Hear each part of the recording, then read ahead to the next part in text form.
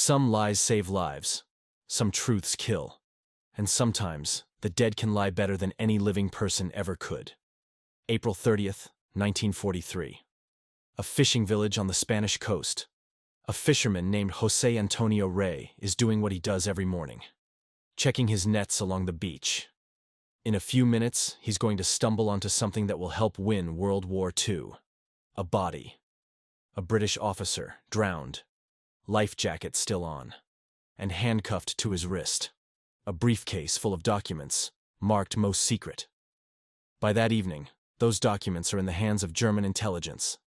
The Abwehr thinks they've just hit the jackpot. Allied invasion plans for Europe, straight from a dead courier's briefcase. There's just one problem. This officer never existed. This is the story of Operation Mincemeat, one of the wildest deceptions in military history.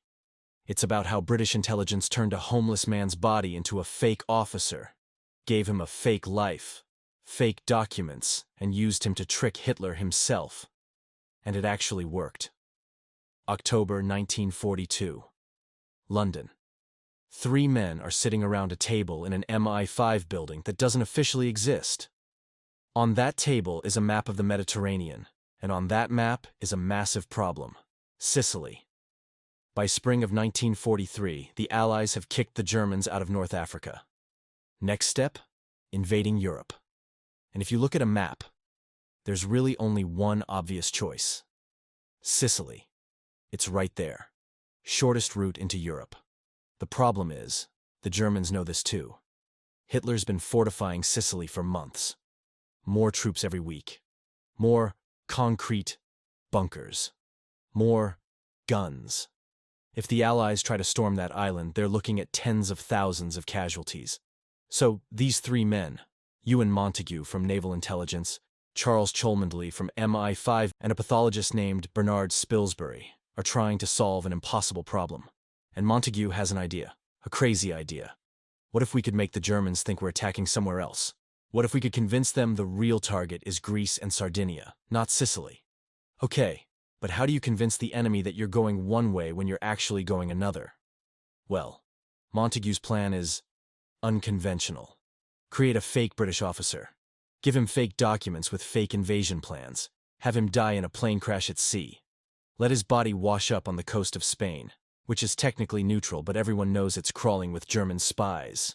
If the Germans find the body, check the documents, and believe they're real, they might actually move their troops away from Sicily. It's insane. But it might just work. They call it Operation Mincemeat. So first things first. They need a body. It has to be someone who could believably have drowned. Someone whose death won't raise questions. And this is the hard part. Someone who has no family asking where they are. They spend weeks going through London morgues. Most bodies don't fit the requirements. Time's ticking. The Sicily invasion is planned for summer, and they need everything ready by spring. Finally, in late January 1943, they find someone. Glyndŵr Michael, 34 years old. A homeless man from Wales, found dead in an abandoned warehouse after eating rat poison. Glyndŵr Michael lived and died completely alone. There's just a bare-bones death certificate in the archives. His guardian gives permission to use the body. They freeze it. And then comes the really hard part: turning this unknown dead man into a convincing British officer. As Montague later wrote, "We didn't just need to create a name and a rank. We needed to create an entire person." What makes someone real? What convinces you that a person actually exists? It's the little things, the details, the messy human stuff. So they start with a name: Major William Martin, Royal Marines. Martin is one of the most common surnames in Britain. The Royal Marines already have several officers named Martin in their records. If the Germans check, and they will check, they'll find the name confirmed. But a name's not enough. They need to build an entire life around this person. A letter from his father. They write it carefully, stern but caring. The father's worried about his son's money problems. Major Martin's been living beyond his means, not paying his bills. Classic young officer stuff. Dear William, your mother's worried about your finances again. I know military service doesn't pay well, but you need to be more responsible. The handwriting looks old, a bit shaky. This is a father who loves his son but doesn't know how to say it directly. Very British. Bills and receipts. An unpaid tailor's bill for £19. An overdraft notice from the bank. A tab at the officers' club. Major Martin owes money all over town. And that's perfect. Real people aren't perfect. They have debts and problems. 2 ticket stubs for a show at the London Palladium, dated April 22nd, a week before he's supposed to have died. The tickets are used, edges torn. This guy went out, had fun, laughed at a comedy show, had no idea he'd be dead a week later. A set of keys to an apartment that doesn't exist, but the Germans won't go looking for the apartment. They'll just see that this dead officer had keys in his pocket. A few coins, a bus ticket, matches from the officers' club, a pencil stub, the random stuff everyone has in their pockets. But here's the genius part, the thing that really sells it. Love. They give Major Martin a fiancée. Her name in the letters is Pam. In real life, she's Jean Leslie, a secretary at MI5, young, pretty, with this warm, genuine smile. They ask if she'll help with the operation. She agrees. She gives them her photograph, and then she actually writes love letters to this man who doesn't exist. They create months of correspondence. Little arguments about him forgetting to call, making up, planning their wedding, talking about where they'll live after the war. It's all fake, but it feels so real. Pam's photo goes in Major Martin's wallet. On the back, she's written, "To my Bill, with love, Pam." This photograph is brilliant, because when some German intelligence officer finds it in a dead man's wallet and looks at that face, he's not going to see evidence. He's going to see a reason. A reason why this guy wanted to make it home alive. Every single detail is a lie. But when you put them all together, it looks exactly like truth. Major William Martin exists. He's real. He's got a dad who worries about him, unpaid bills, a fiancée waiting for him to come home. He's got everything except an actual life. But all of that, the letters, the bills, the love story, it's all set dressing. The whole operation comes down to one document. A letter. From Lieutenant General Archibald Nye, one of the top guys in British military, to General Harold Alexander, who's commanding Allied forces in North Africa. The letter is incredibly well done. It's not some formal military report. It reads like 2 old friends catching up.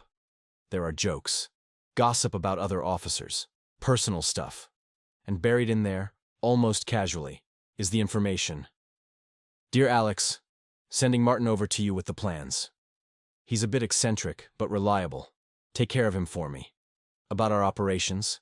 Husky, that's the code name for Sicily, is, as we discussed, just the diversion. The real attack is Brimstone on Sardinia, plus we're hitting Greece at the same time, Peloponnese area. It's a beautiful lie. Detailed.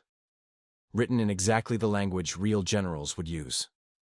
There's even a P.S. Look after Martin. He's a bit of an odd chap, but he's solid. Even the concern for the courier is part of the deception. The letter gets sealed, placed in the briefcase. The briefcase gets handcuffed to the body's wrist. Locked. Major William Martin is ready for his mission. April 29th, 1943. The submarine HMS Seraph leaves Scotland. In the cargo hold, a steel canister packed with dry ice. The crew isn't told what's inside. Just that it's classified cargo for an important operation. 7 days to reach the Spanish coast. 7 days for everyone to wonder if this insane plan will actually work. Back in London, Montague's barely sleeping, going over every detail again and again. One mistake, one thing out of place, and thousands of soldiers are going to die on those beaches. April 30th, 4 a.m. They're about a mile off the coast of Huelva, Spain. They open the canister, get the body dressed in full uniform, put the life jacket on. Important detail, makes it look like the officer tried to save himself. Double-check all the documents one last time. Chain the briefcase to the wrist. The submarine's commander, Lieutenant Bill Jewell, wrote in his report later, "Some of the crew took off their caps. One man crossed himself. It seemed like the right thing to do." 4:45 a.m. They lower Major William Martin's body into the Atlantic. The life jacket keeps him floating. The current catches him, starts pulling him toward shore. The submarine dives and heads for home. Now they wait. 9:30 that morning. Jose Antonio Rey finds the body on the beach. Spanish authorities move fast. Too fast. A British officer with secret documents? This needs to be reported immediately. They notify the British consul. But first, they notify some other people.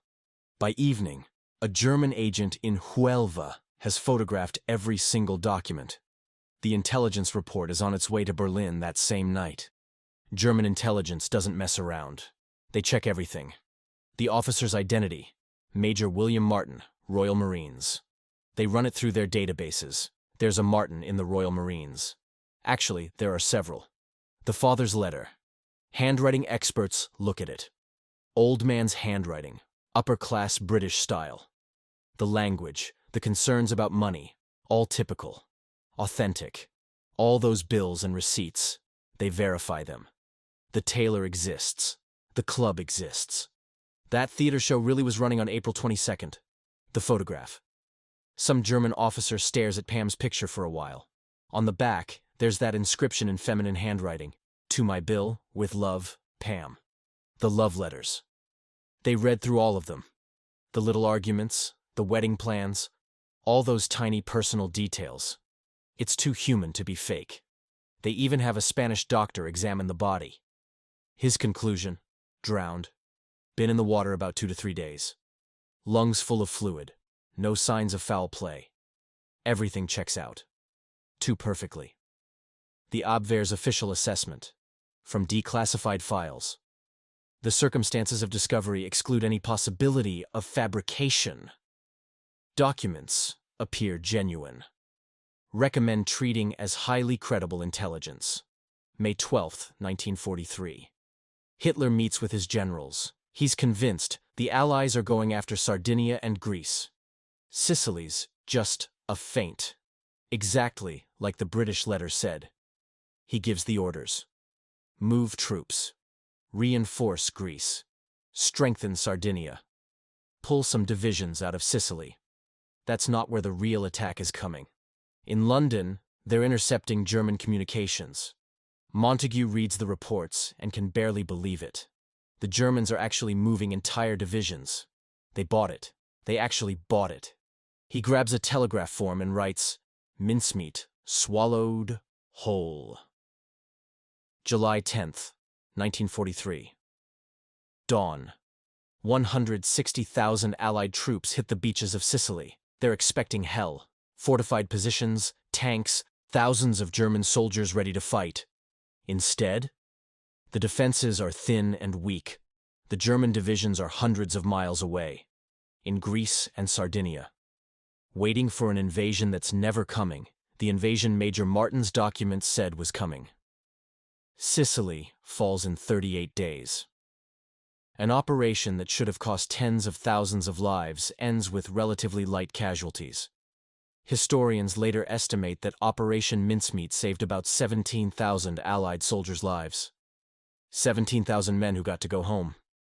Because of a dead homeless man from Wales. There's a cemetery in Huelva, Spain. The San Marco Cemetery, right by the sea. That's where Major William Martin is buried. The Spanish gave him a proper military funeral, honoring the uniform, not knowing the truth. The headstone says, Major William Martin, Royal Marines. Died 24th April 1943. Age 36. That headstone kept its secret for 43 years. For 43 years, the world only knew Major Martin. In 1996, when the last classified files were released, they added a small plaque. Glyndwr Michael. Served as Major William Martin. R.M.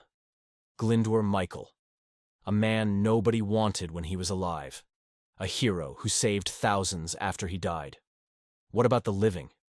Ewan Montague lived until 1985, wrote a book about it in 1953, called The Man Who Never Was. But a lot of details stayed classified for decades. For the rest of his life, he got letters from soldiers who'd landed on Sicily. "Thank you," they'd write. "I'm alive because of what you did." Jean Leslie Pam kept quiet about the operation until 1996. In one of her last interviews, she said, "It was strange, writing love letters to someone who'd never read them. But if it helped save lives, I'm glad my face was in that photograph." Operation Mincemeat is still considered one of the most successful deception operations ever pulled off. The Germans never figured it out during the war. When Montague's book came out in 1950, former Abwehr officers refused to believe it. "Impossible," they said. "We checked everything." That's exactly why it worked. Glinder Michael is probably the only homeless person in history to get a military hero's burial. His real grave is empty. His real name is carved on a stone next to a name he never had. 2 lives, or none, or 1 life that saved thousands of others.